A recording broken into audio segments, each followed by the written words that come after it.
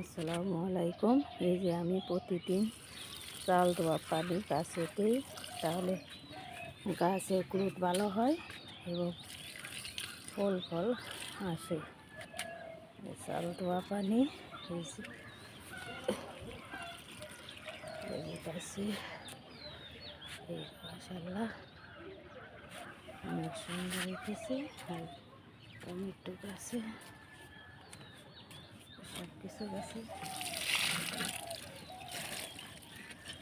চাল ধোয়া পানি দিই।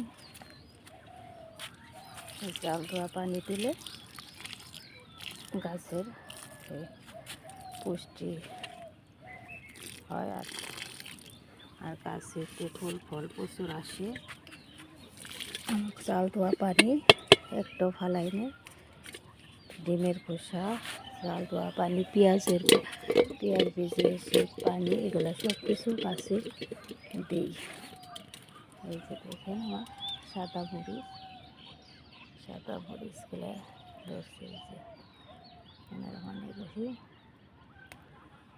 সাদা মরিচ মাশাআল্লাহ অনেক সুন্দর হয়েছে। আর কালো টমেটো দেখি পাকছে নাকি, এগুলো আরও বড় হবে, এখনও পাকে নাই।